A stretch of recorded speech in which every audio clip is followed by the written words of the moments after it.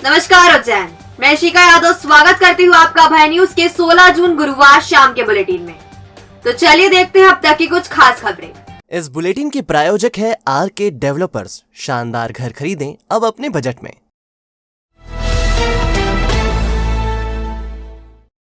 भाजपा के राष्ट्रीय अध्यक्ष जेपी नड्डा पीएम नरेंद्र मोदी वंशवाद को लेकर भले ही बड़ी बड़ी बातें करें और टिकट के लिए गाइडलाइन तय करें, लेकिन बड़े नेताओं के सामने यह बातें और गाइडलाइन धरी रह जाती है। अब देखिए ना, नागदा नगर पालिका के वार्ड नंबर 3 में कर्नाटक के राज्यपाल और भाजपा के वरिष्ठ नेता थावरचंद गहलोत की पुत्र वधू को टिकट देने के लिए सारी गाइडलाइन और नियम ताक पर रख दिए गए। पार्टी ने गहलोत की पुत्र वधू को न सिर्फ टिकट दिया, बल्कि उसे अनुसूचित जाति पुरुष के लिए आरक्षित वार्ड से पार्षद चुनाव में उतार दिया। दरअसल इस बार नागदा नगर पालिका अध्यक्ष का पद अनुसूचित जाति की महिला के लिए आरक्षित है। गहलोत की पुत्रवधू को इस पद पर ले जाने की मंशा टिकट वितरण में साफ तौर पर दिखती है। गुरुवार को जारी हुई नागदा नगर पालिका के 32 प्रत्याशियों की सूची में 3 नंबर वार्ड से थावरचंद गहलोत की पुत्रवधू दिव्या देवेंद्र गहलोत को टिकट दिया गया। देवेंद्र गहलोत आलोट के पूर्व विधायक जितेंद्र गहलोत के पुत्र है। यह वही जितेंद्र गहलोत है जिनकी जीत पक्की करने के लिए प्रेमचंद्र गुड्डू के साथ मिलकर विधानसभा चुनाव में गहलोत द्वारा खेल खेला गया था। हालांकि बावजूद इसके दूसरी बार विधायक चुनाव में उतरे जितेंद्र गहलोत को आलोट की जनता ने घर बैठा दिया था। अब गहलोत के राजनीतिक वंशवाद को आगे बढ़ाने की खातिर उनकी पुत्रवधू दिव्या को टिकट दिया गया है। यह टिकट भी उस वार्ड से दिया गया है जो एससी वर्ग के पुरुष के लिए आरक्षित है। अगर भाजपा वार्ड नंबर 3 में विजय की संभावनाओं पर ही काम कर रही थी तो निवृत्तमान पार्षद कला मालवी को यहां से फिर से लड़ाया जा सकता था, क्योंकि उनका कार्यकाल बेहद अच्छा रहा है। पार्टी सूत्रों के मुताबिक यह सारा खेल नगर पालिका अध्यक्ष की कुर्सी को लेकर रचा गया है। गहलोत को राज्यपाल बनाकर एक तरह से सक्रिय राजनीति से बाहर का रास्ता दिखा दिया गया है। उनके बेटे जितेंद्र गहलोत उनकी विरासत को आगे बढ़ाने के काबिल नहीं है। ऐसे में दिव्या के सहारे वंशवाद की बेल को खाद पानी देने की तैयारी की जा रही है। अगर दिव्या जीतती है और भाजपा का बहुमत आता है तो वह आसानी से अध्यक्ष की कुर्सी हासिल कर लेंगी। तब वह 2024 के चुनाव में आलोट से विधायक प्रत्याशी की दावेदार हो जाएगी। यह वह सीट है जिससे थावरचंद गहलोत सालों विधायक चुने जाते रहे।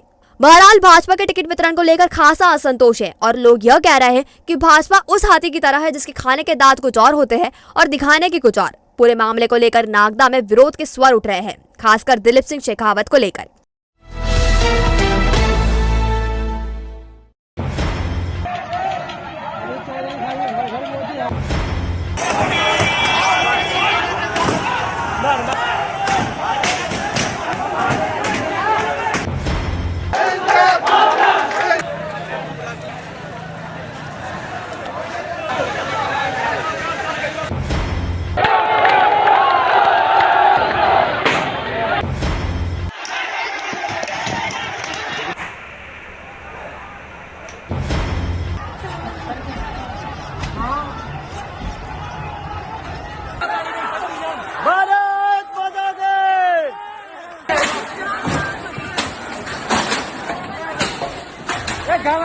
ये आकाश है युवाओं का, ये है चंबल के शेर। सेना भर्ती की शॉर्ट टर्म योजना अग्निपथ का गुरुवार को शहर में विरोध हो गया। सेना भर्ती की तैयारी कर रहे युवा सड़क पर उतर आए और जमकर विरोध किया। 3 बत्ती चौराहे पर उन्होंने स्टॉपर लगा दिए और खूब नारेबाजी की। दरअसल उज्जैन शहर में ही करीब 6 अकादमियों के माध्यम से करीब 3000 युवा सेना भर्ती की तैयारी कर रहे हैं। इनकी मेहनत को रोजाना सुबह विश्वविद्यालय परिसर, देवास रोड और नानाखेड़ा स्टेडियम में देखा जा सकता है। यह लोग प्रतिदिन सुबह 5 बजे से लेकर 9 बजे तक पसीना बहाते दिखते हैं। दौड़ से लेकर अन्य शारीरिक अभ्यास करने के बाद यह अकादमियों में लिखित परीक्षा की तैयारी करते हैं। कड़ी मेहनत करने वाले यह युवा मोदी सरकार की लाई गई अग्निपथ योजना से नाराज है। वह यह मानते हैं कि 4 साल सेना में रहने के दौरान वह कुछ ज्यादा नहीं कर पाएंगे। 4 साल बाद जब वह घर लौटेंगे तो उन्हें नए जीवन की मशक्कत करनी पड़ेगी। युवा रविराज सिंह झाला ने बताया कि 21 जून को बड़ा प्रदर्शन करेंगे। इस स्कीम को शुरू कर सरकार रेगुलर भर्ती पूरी तरह बंद कर रही है। नई भर्ती में उम्र 2 साल घटा दी गई है, जबकि नौकरी की सीमा 4 साल कर दी गई है। 21 तारीख को उग्र आंदोलन रहेगा और छात्रों की संख्या तो हम बता नहीं सकते कि उज्जैन का क्या आशय होगा। कितने छात्र उज्जैन में? करीब 10,000 के करीबन छात्र हो सकते हैं। जी, आप आज ये प्रदर्शन किया गया किन विषयों को लेकर? जी सर, इसमें अग्निवीर जो निकाली है गवर्नमेंट ने उसके खिलाफ है और उसमें 2 वर्ष आयु कम की गई है और 4 वर्ष के लिए अग्निवीरों को लिया जाएगा। और जो आर्मी की एग्ज़ाम के लिए उन्होंने पूर्ण रूप से बोला है कि वो कैंसिल की गई है, उसके विरोध में हम कर रहे हैं। राजीव रत्न नगर कॉलोनी के अनिल राठौर ने बताया कि कोरोना के कारण 2 साल भर्ती नहीं हुई। अब जब भर्ती शुरू होनी थी, सरकार नई स्कीम लेकर आ गई। पहले मैं मोदी सरकार का समर्थक था, लेकिन अब लगता है कि सरकार यह कैसे अच्छे दिन ला रही है। आप देख लीजिए, आज की न्यूज निकाल के देख लीजिए, ताजा न्यूज 102 बच्चे सर फांसी पे लटक गए सर। उनका जिम्मेदार कौन है सर? हमें 15 साल की पूरी सर्विस चाहिए, 15 साल की पूरी सर्विस चाहिए, पेंशन चाहिए, टीओडी नहीं चाहिए। जो पेंडिंग एग्जाम है वो एग्जाम हो, बच्चों को 2 साल की छूट मिले उम्र में। क्या उनकी क्या गलती है सर? आप मेरी बात बताइए। कोरोना हमारी वजह से तो नहीं आया। आपको ये मांग करते हुए हो गया और आपने अभी 2 साल हो गए सर। पांचवा ज्ञापन दे रहे सर। मैं बोल रहा हूँ 5वां ज्ञापन दे रहे सर। 5वां ज्ञापन दे रहे हैं, 4 ज्ञापन और दे दिया, आज 5वां ज्ञापन दे रहे हैं। कुछ ही नहीं हो रहा सर। हम क्या करें सर, बताइए। युवाओं ने 3 बत्ती चौराहे के चारों तरफ स्टॉपर लगा दिए और जमकर नारेबाजी की।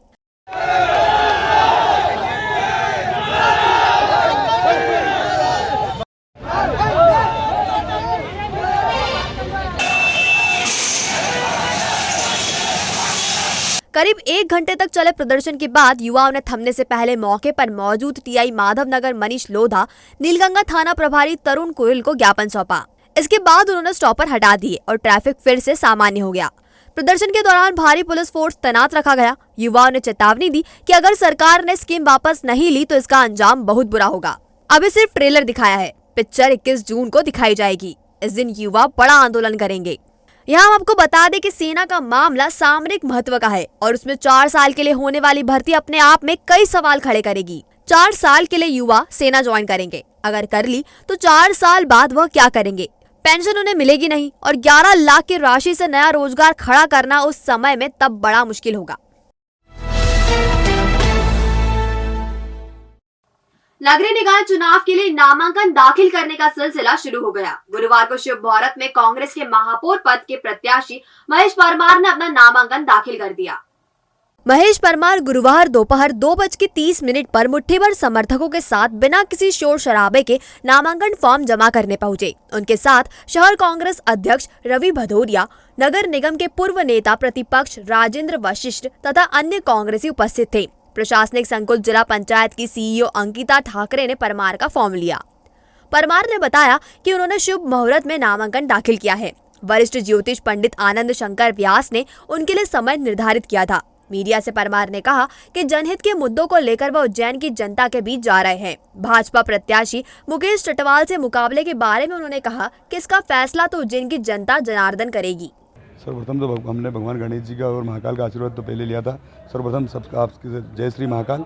हमने पंडित आनंद शंकर व्यास जी से शुभ मुहूर्त में, आज मुहूर्त था 2 से 3 के बीच में, तो नामांकन जमा किया शुभ मुहूर्त में। और आज से विधिवत हमारा जनसंपर्क चल ही रहा है, लेकिन आज से विधिवत रूप से नामांकन जमा कर दिया और जनता के बीच में जाएंगे और हमारी जो प्राथमिकता वो गिनाएंगे। और उज्जैन हिंदुस्तान में सर्वप्रथम कैसा है, भगवान महाकाल कृपा से ये हमारी प्राथमिकता रहेगी। पूर्व मंत्री सज्जन सिंह वर्मा जी का पहले से कोई आने का प्रोग्राम हमारा था नहीं। सज्जन सिंह वर्मा जी हमारे पूरे उज्जैन संभाग के प्रभारी हैं और पहले से हमारा तय था कि 4 लोग सादगी से, शांति से हम नामांकन जमा करें। हमने जमा किया पंडित जी से और हम अन्य देवताओं से हमने चंदन व्यास जी से पूछा और हमारे बहुत सारे जितने भी हैं सबसे समय का जो शुभ मुहूर्त पूछ के यही समय बताया, तो समय में हमने जमा किया फॉर्म। अभी तक हमारे यहाँ 2 प्रत्याशी ने जमा कर दिए हैं फॉर्म्स और एक आज एक और फॉर्म आया था वो हमने एक्सेप्ट कर लिया। अभी आज किन लोगों ने फॉर्म जमा किया? आज महेश परमार जी आए थे, उनका हम लोगों ने फॉर्म लिया। क्या इसकी पूरी प्रक्रिया फॉर्म जमा करने की, क्या इसकी लास्ट डेट और क्या? लास्ट डेट नॉमिनेशन की आपकी 18th है और उसके बाद 22 जो है वो आपकी फॉर्म वापसी की रहेगी लास्ट डेट। कभी शहर की शान रही होटल ग्रांड को चलाने वाले नहीं मिल रहे। कुछ ऐसा ही हाल चकोर पार्क का है। एक टेंडर जारी होने के बाद भी कोई दावेदार नहीं आने पर निगम ने दूसरा टेंडर कॉल किया है। दरअसल फ्रीगंज स्थित ग्रांड होटल करीब 80 साल पुरानी है। अंग्रेजों के जमाने की इस बिल्डिंग को एक समय में शहर की सबसे खूबसूरत होटल माना जाता था। इसमें शादी, ब्याह या मांगलिक कार्यक्रम करना शान समझा जाता था। 16 कमरों वाले इस होटल का लॉन शहर के एकदम बीचों बीच है। इसकी बाउंड्री पर लगे पेड़ों पर झिलमिलाती बल्बों की चादरें मांगलिक कार्यक्रम को नया लुक देती थी। करीब 20,000 वर्ग फीट में फैले लॉन में 2 फंक्शन हो सकते थे। समय बदला और इसके साथ ही होटल के बुरे दिन भी। नई होटलों के सामने ग्रैंड होटल की शान फीकी पड़ गई और फिर यह हाल हो गया कि यह केवल सरकारी समारोह का हिस्सा बनकर रह गई। आय से अधिक खर्च को देखते हुए नगर निगम ने अपने स्वामित्व के इस होटल को 20 साल के लिए लीज पर देने की तैयारी की है। एक टेंडर जारी होने के बाद अब दूसरा टेंडर जारी किया है। इसमें फिर से टेंडर कॉल किया है। इसी तरह नगर निगम के चकोर पार्क के संचालन के लिए भी दोबारा टेंडर कॉल किया है। अब देखने वाली बात यह होगी कि कभी शहर की शान रही ग्रैंड होटल को निजी क्षेत्र में चलाने में कोई रुचि लेता है या नहीं। बिजली बंद होने की शिकायत अब व्हाट्सएप पर भी की जा सकेगी। इसके लिए विद्युत वितरण कंपनी ने व्हाट्सएप नंबर जारी किए हैं। अधीक्षण यंत्री आशीष आचार्य ने बताया कि बारिश के मौसम में उपभोक्ताओं को विद्युत संबंधित असुविधाओं के निराकरण के लिए यह व्हाट्सएप नंबर जारी किया है। उपभोक्ताओं को होने वाली समस्या के लिए कंपनी के कॉल सेंटर नंबर 1912 या 0731670000 एवं कंपनी के ऊर्जास ऐप और जोन कार्यालय के दूरभाष नंबर पर उपभोक्ताओं की विद्युत आपूर्ति संबंधित शिकायतें पहले की तरह दर्ज की जाएंगी। इसके अलावा जोन वार व्हाट्सएप नंबर भी जारी किए हैं। इन पर 24 घंटे विद्युत आपूर्ति संबंधित शिकायत दर्ज होगी। आपको सिर्फ इन व्हाट्सएप नंबर पर एक मैसेज करना होगा। डर्मा ड्रीम क्लिनिक लाया है उज्जैन ने विदेशों जैसी लेटेस्ट टेक्निक। तो अब advance hair transplant, advance laser hair removal, advance facial treatment, सफेद दाग और कटिकान की सर्जरी, मुहासों के गड्ढे और गर्दन के मस्सों के ट्रीटमेंट के लिए शहर से दूर क्यों जाना। एम्स दिल्ली द्वारा ट्रेंड एमडी डर्मेटोलॉजिस्ट और hair transplant surgeon doctor Sonia Pendarkar से पाएं इन प्रॉब्लम्स का बेस्ट ट्रीटमेंट। तो आज ही विजिट करें derma dream clinic, Abhishek Nagar, Vaibhav garden के पास, Nanakheda, Ujjain. Contact number 8934934830। Fire brigade परिसर में जहरीला सांप निकलने से गुरुवार को हड़कंप मच गया। इसके बाद सूचना देकर सर्प विशेषज्ञ को बुलाया, जिन्होंने सांप को पकड़ा। तब जाकर कर्मचारियों ने राहत की सांस ली। दरअसल फायर ब्रिगेड परिसर में कर्मचारियों ने करीब 6 फीट लंबे जहरीले सांप को घूमते देखा तो उनकी सिट्टी पिट्टी गुम हो गई। इसके बाद आनन फानन में सांप पकड़ने के लिए विशेषज्ञ को बुलाया गया। हालांकि वह इतनी जल्दी काबू में नहीं आया। वह तेजी से रेंगता हुआ फायर ब्रिगेड के पीछे रखे एक ठेले नुमा वाहन के पहिए में लिपट गया। हालांकि मशक्कत के बाद उसे पकड़ लिया गया और डिब्बे में बंद कर जंगल में छोड़ दिया गया। सांप पकड़े जाने के बाद कर्मचारियों ने भी राहत की सांस ली। आगर रोड स्थित इंदिरा नगर के रहवासी इन दिनों बंदरों के आतंक से परेशान हैं। बंदर न सिर्फ बाहर रखी गाड़ियों को नुकसान पहुंचा रहे हैं, बल्कि घरों के अंदर घुसकर भी तोड़फोड़ कर रहे हैं। दिन ब दिन बढ़ती इन हुड़दंग से रहवासी काफी डरे हुए हैं। इंदिरा नगर युवा विकास समिति के अध्यक्ष मंगेश श्रीवास्तव ने बताया, बंदर घर की छत से बाहर रखी बाइक और कार पर कूदते हैं, जिससे कई बार गाड़ियों के कांच तक फूट चुके हैं। इतना ही नहीं, बंदर घर में घुसकर भी तोड़फोड़ मचाने के साथ लोगों को घायल कर रहे हैं। इंदिरा नगर के रहवासियों ने कई बार वन को सूचित किया, लेकिन आज तक इन्हें पकड़ा नहीं जा सका। रहवासियों का कहना है, बंदर पहले तो बाहर ही परेशान करते थे, लेकिन अब तो घर में घुसकर नुकसान कर रहे हैं। वन विभाग इन बंदरों को पकड़कर जंगल में छोड़ दे, ताकि रहवासी बिना किसी डर के रह सके। आज बंदरों का आतंक इस प्रकार फैल चुका है इंदिरा नगर वार्ड नंबर 5 में कि पहले तो सड़कों पर, लेकिन अब घरों के अंदर घुसकर भी बंदर तोड़-फोड़ मचा रहे हैं। यहाँ के रहवासी द्वारा एवं मैंने खुद ने भी कई बार वन विभाग के अधिकारियों को फोन पे भी सूचित किया कि यहाँ पर कुछ बंदरों का बड़ा आतंक है, आकर आप इन्हें पकड़कर जंगल में छोड़ दीजिए, लेकिन अभी तक कोई भी कार्रवाई नहीं हुई। और यहाँ के रहवासी, दिन में बच्चे और रहवासी घर से निकलने में भी बंदरों का बड़ा आतंक है और अब तो घर में घुसकर बंदरों का आतंक हो गया है। हम वन विभाग के अधिकारी कर्मचारियों से मांग करते हैं कि जल्द से जल्द इंदिरा नगर बंदरों का आतंक दूर करें। आजादी के अमृत महोत्सव में भारतीय राष्ट्रीय राजमार्ग प्राधिकरण व स्मार्ट सिटी ने सड़क सुरक्षा एवं पर्यावरण संरक्षण जागरूकता अभियान के तहत गुरुवार को साइक्लोथॉन का आयोजन किया। साइकिल रैली का शुभारंभ कोठी महल स्मार्ट सिटी कार्यालय से हुआ। रैली को हरी झंडी आशीष कुमार पाठक और एनएचआई के विवेक जायसवाल ने दिखाई। साइक्लोथॉन में बड़ी संख्या में युवा, एनसीसी कैडेट, स्पोर्ट्स कोच एवं अकेडमी के बच्चों ने भाग लिया। रैली में कुल रजिस्ट्रेशन 400 होने के बाद भी लगभग 1000 लोगों ने भाग लिया। 10 किलोमीटर का साइक्लोथॉन उत्साह के साथ हुआ। 3 चौराहों पर रोककर भारत माता की जय के घोष के साथ स्वागत किया। रैली का समापन कोठी महल पर हुआ। रैली के समापन अवसर पर प्रतिभागियों को प्रशस्ति पत्र और स्मृति चिन्ह भेंट किए गए। संपत्ति और सामाजिक विवादों को हल करने के लिए मध्यस्थता केंद्र बनाए जाएंगे। इसमें कोर्ट तक आने वाले मामलों की संख्या में कमी होगी, लोगों का समय भी बचेगा और वह रुपया भी। जिला विधिक प्राधिकरण के न्यायाधीश अरविंद जैन ने बताया कि DGRK वाणी की अध्यक्षता में सभी समाज प्रमुखों की बैठक की गई। इसमें मध्यस्थता केंद्र बनाने की मंजूरी दी गई। जैन ने बताया कि इन केंद्रों के माध्यम से समाज और संपत्ति के मामलों का निराकरण केंद्रों के स्तर पर ही किया जा सकेगा। इस संबंध में समाज प्रमुखों से कहा गया कि वह अपने अपने समाजों में 5-5 लोगों की समिति गठित करें। यह समाज जन अपने समाज में होने वाले विवादों को बेहतरीन तरीके से निपटा सकते हैं। जिला विधिक अधिकारी चंद्रेश मंडलोई ने बताया कि मध्यस्थता के मामले अभी लोक अदालत में सुलझाए जाते हैं। अब यह मामले केंद्रों में ही सुलझ सकेंगे। अभिभाषक संघ अध्यक्ष रविंद्र त्रिवेदी ने विधिक सेवा प्राधिकरण की इस पहल की सराहना की। अभिभाषक संघ के पूर्व अध्यक्ष योगेश व्यास ने सभी समुदाय से केंद्रों की दिशा में पहल करने का सुझाव दिया। मध्य प्रदेश राज्य विधिक सेवा प्राधिकरण जबलपुर एवं माननीय प्रधान जिला एवं सत्र न्यायाधीश श्री RK वाणी साहब के निर्देशन में आज उज्जैन शहर के विभिन्न समुदायों के गणमान्य व्यक्तियों की एक बैठक आयोजित की गई है, जिसमें सामाजिक समरसता को बढ़ावा देने के उद्देश्य से एक सामुदायिक मध्यस्थता केंद्र खोल ले जाने की हमारी प्लानिंग है। उसमें एक प्राथमिक रूप से बैठक की गई है और हमारा ये विचार है कि मुकदमे जब न्यायालय में चलते हैं तो उसमें काफ़ी समय लगता है, व्यक्तियों का काफ़ी समय और धन बर्बाद होता है। इसलिए यदि छोटे छोटे मामलों को, पारिवारिक विवादों को, संपत्ति के विवादों को यदि सामाजिक स्तर पर निपटाया जाता है तो निश्चित रूप से उसमें समाज के व्यक्तियों का भला हुआ, धन और समय की बर्बादी से बचा जा सकेगा। और जो सारी की सारी जो प्रक्रिया है, पूरी की पूरी प्रक्रिया गोपनीय रखी जाती है। बाबा अकबर खान जी जीवन की बड़ी से बड़ी समस्या का समाधान मात्र 72 घंटों में करते हैं, वो भी फोन पर। जैसे वशीकरण, मनचाहा प्यार, शादी न होना, तलाक, गृह क्लेश, प्रेम विवाह, मुतकरनी, सोतन दुश्मन से छुटकारा, काला जादू, गड़ाधन आदि तांत्रिक विद्या और रिद्धि सिद्धियों के मालिक काले इल्मों के बेताज बादशाह जो सभी समस्याओं का समाधान करते हैं। अगर आप भी किसी समस्या से परेशान हैं तो आज ही संपर्क करें बाबा अकबर खान जी से। और अब खबरें दे दनादन।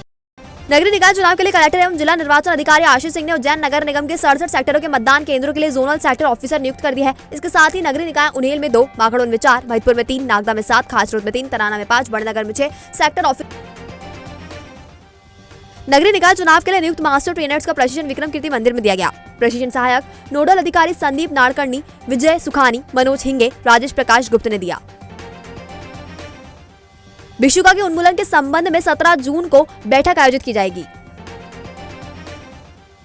नगर पालिका परिषद नागदा के आरक्षण की स्थिति प्रशासन ने स्पष्ट की है। इसके मुताबिक वार्ड क्रमांक 22 में त्रुटिवश अनारक्षित मुक्त के स्थान पर अन्य पिछड़ा वर्ग महिला अंकित हो गया था। यह वार्ड अनारक्षित मुक्त है।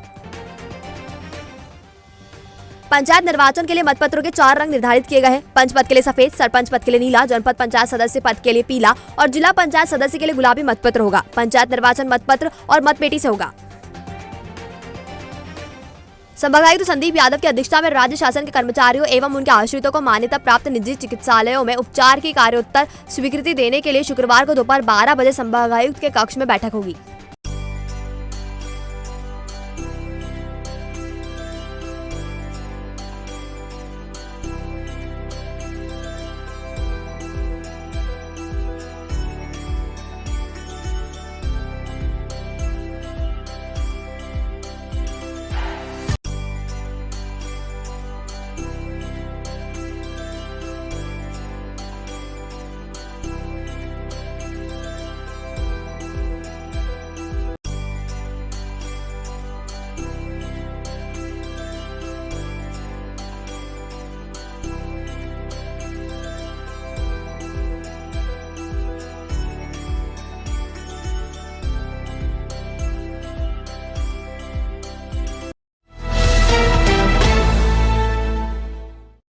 तो आपने देखा हमारा बुलेटिन, ये आपको कैसा लगा इसका फीडबैक हमें हमारे कमेंट सेक्शन में जरूर दीजिएगा। कल फिर मिलेंगे नए बुलेटिन के साथ। नमस्कार।